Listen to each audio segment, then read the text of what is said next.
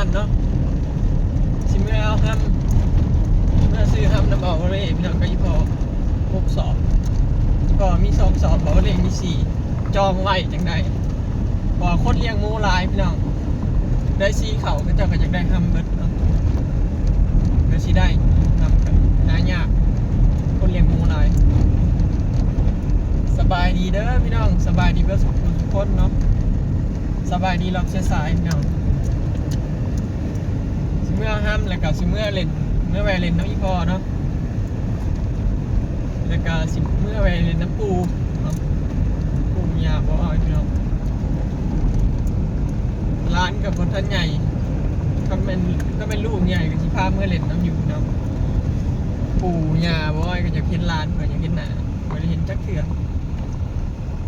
หน้าร้านอยากเห็นหน้าเลนไหมเนาะเลนทางเงินทางปู่ของบอยกับเป็นเลนของเราแบบพี่น้องเลนคนแรกคือกันเนาะอยู่บ้านกันพี่กับเลนคุณยายคนแรกพี่คุณกับเลนคนแรกคือกันพี่น้องกับน้าสาวก็จะเค้นร้านพี่น้องก็พามาเล่นน้ำแนบพี่น้องอยากเห็นลูกยังกันน้อยอยู่พี่น้องไปถือสิคุณเนาะเรื่องบริษัทไฟฟ้ามือคนละ4-5 เดือนคนละ25 มื้อ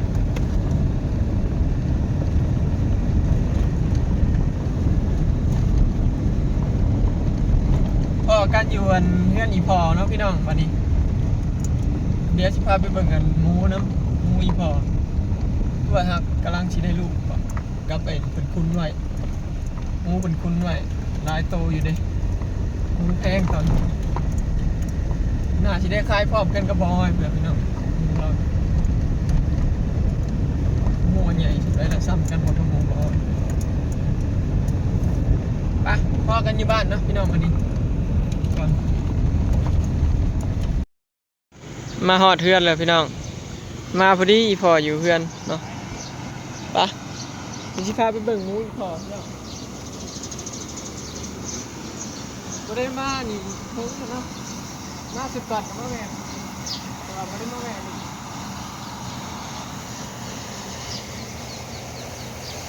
เบิ่งหมูคุ้นอีพอเนาะใกล้ๆจะได้ขายแล้วช่วง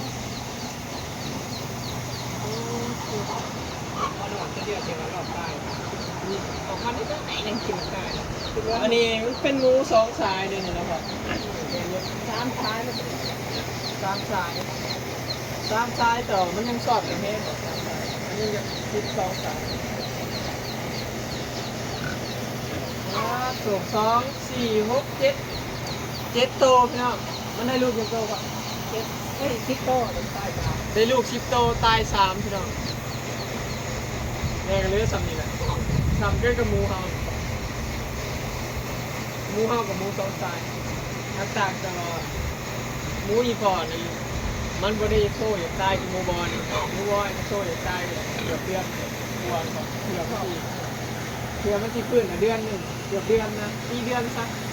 เบิดยาปัวเลย2,000 บาทประมาณ4 อย่างเบิด1,000 บาทเบิด 2,000พี่น้องปวดมันเศร้าหมูบอยอยู่ครับ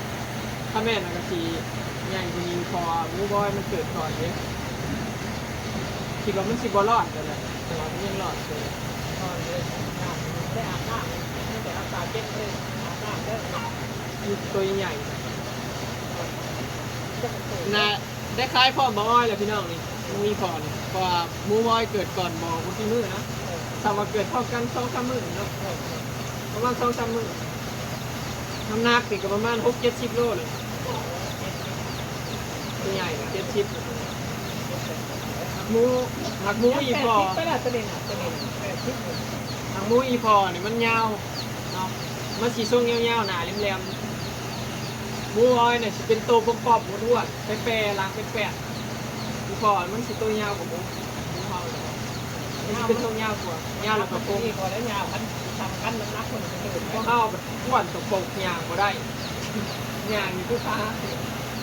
แล้วมีเอาบ้างหมูแม่พันธุ์มาดิพี่น้องมีหมูคุณธุรกิจของครอบครัวบอยนะธุรกิจของคุณพ่อนี่มันและพ่อ2 เดือน มา2 เดือนเออมาเลยมาแล้วหูจักทั่วบุรีซื้อมาใส่ลูกมันนี่ อันเขาพอพอนหน่อย พอพ่อน้องไห้หมูพรพี่น้องพอพ่อน้องไห้มาไห้เรียกงามเนาะตามันสีนี่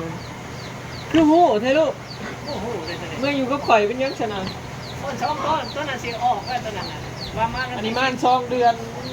หูอันนี้เนาะมันคือตะแพงครับมูสงามอันนี้สีขาวหนวดได้อีกแล้วนี่แล้ว น้อยแน่แน่นะ งามอันนี้ น้อยแน่นนั่นเราขายนั่นมีแต่100 โล ตัวนี้น้อย 100เช้า อุ้ยงามอันนี้แบบนมจักเต้า น้ำกา14บ่ งามข้ามใส่คอดกินเลย พอพ่อน้องไห้เด้อพี่น้องแต่มันเลี้ยงลูกถึงมันเลี้ยงงามอันนี้ก็จะเป็นหนู แต่มูเราบอกว่ามันน้อยแน่นะ แต่น้อย ตั เนี้ วย น้อยนะสี น้อยแต่วัน ร้อยป้าย อยากอยากพูดว่ามูแน่นบ่แน่นเบิ่งมันย่างก็ฮู้เพราะมันย่างบ่อยากได้เห็นบ่มันแน่น ใหญ่เลยพวกนี้น้อยเดียวเองเราร้อยเศร้ามูเรา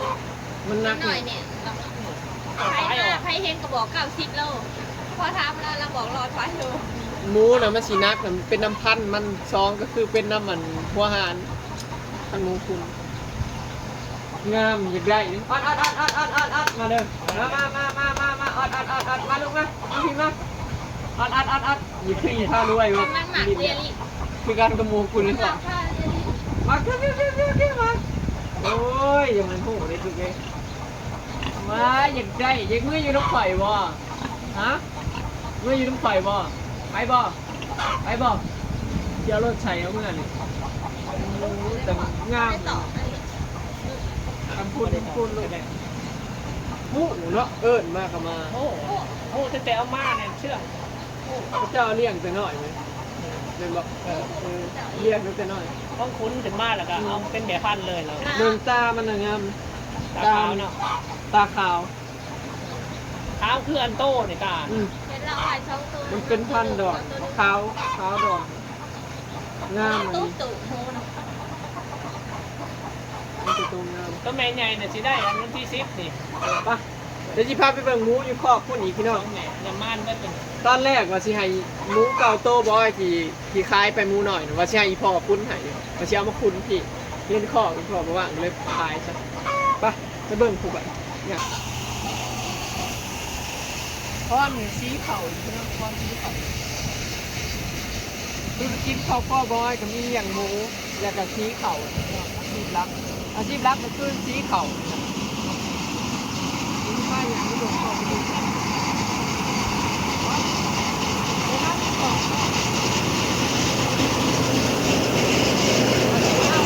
ต่อเล่นแล้วก็เขาแล้วครับจะดี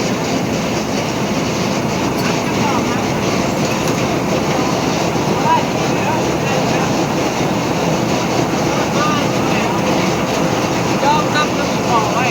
ยอมนำก่อนไว้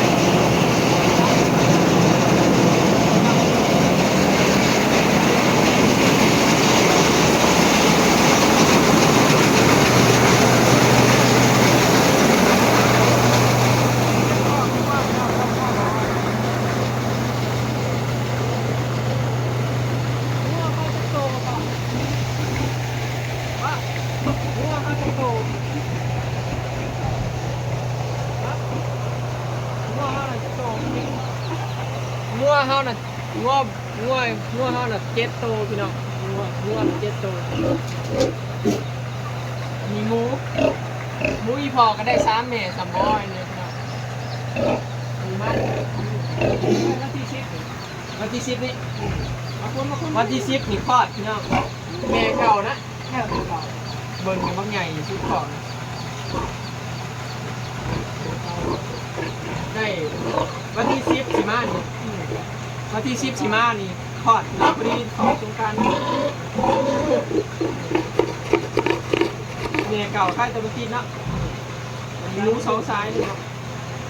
ด้วยขนาดกับติ๊บแล้ว อันนี้วันที่10คลอดตัวนั้นคลอดคุณประมาณ2 เดือนเนาะคลอดอยู่เดือน พวกนี้เพื่อนหนึ่ง ไปมาเบิ่งคลอดผมเนาะอันนี้คลอดว่า นี่ อันนี้ลูกมันนะ ลูกมัน มันเดือนหนึ่ง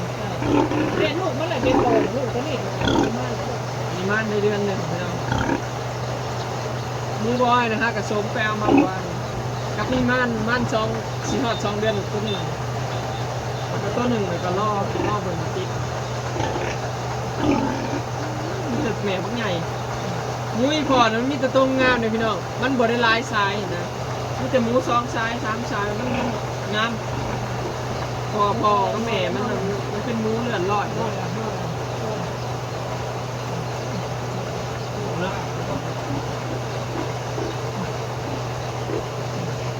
สรุปก็คืออีพอมี3 แม่พี่น้องกับหมูคุณ7 ตัวตอนแรกว่าบอยว่าสิเอามาคุณอยู่บ้านเนี่ยหมูเจะพองขายไปนะ1,900พี่น้องจะได้อยู่อยู่คิดไปคิดมาแล้วมันยากนะหลายอย่างที่พอแล้วก็มีหมูเพิ่มก็เลยว่าขายซะ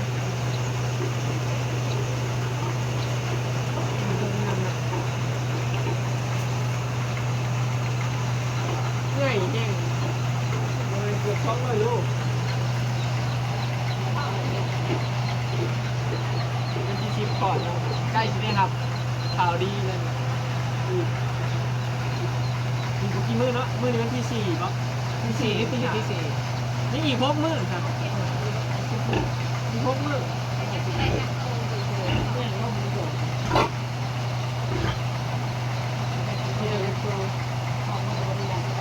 ตัวใหญ่เนาะถ้าออกประมาณ10แล้วประมาณ10มันหน้าตาของมันตัวยาวมันในรวมจะเสือ เถื่อนนี่สองเถื่อนเล่น ลูกซ้ำเนี่ยเธอแรกเลยจะโตโคเก็ตไอ้พวก เสือทองอัน11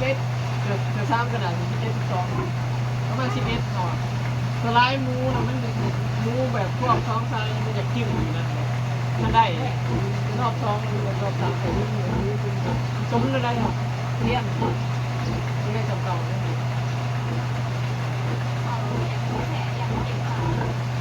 โอ้ยหมูตัวใดจะไปชมมันแบบมันใหญ่หมูใหญ่ย่านเท็กซัสเรียกเป็นหมูเทิร์กที่ชมได้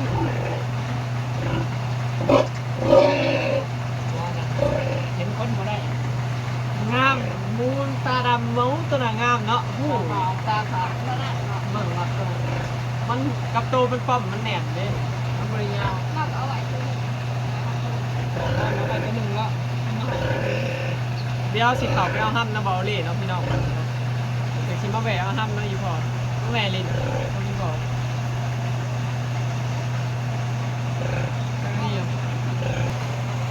นี่แหละพี่น้องธุรกิจครอบครัวของบอยนะพี่น้องมีเลี้ยงหมูเนาะเลี้ยงหมูบอยเริ่มเลี้ยงหมูกับอีพอตั้งแต่มาถึงกรุงเทพแล้วพี่น้องก่อนที่ได้กับสลอยกับเอาหมูนี่อีพอแบ่งหมูให้ตัวหนึ่งเลี้ยงตามที่เคยได้บริษัทมาแล้วก็มีโฮงสีเขาเนาะเก่ากันสีเขาก็อีพอนี่นะเป็นคนเขาไปแก่เขามาซีแต่เดือนแต่ก่อนมีหลุนได้ขั้นหนึ่งแต่มากรุงเทพใหม่กับแก่เขามาซีเนี่ยก็อีพอ2 คนไปแก่อยู่บ้านโนมีบ้านโนเรศแต่ว่าเดี๋ยวนี้บ่ได้แก่นี่แต่อีพอไปแก่กับ2 คนแต่ก็มีงัว7 โตวอีพอเรียกว่าย่ามว่างอีพอแล้วก็ลงคลองหาปลาพี่น้องอาชีพคนเขตบ้านบ่นี่คือลงคลองหาปลาขายสลายโอเคเนาะพี่น้องคลิปนี้ก็สิได้จบไปสำนี้เด้อเนาะพ่อกันคลิปหน้าแล้วไปแล้ว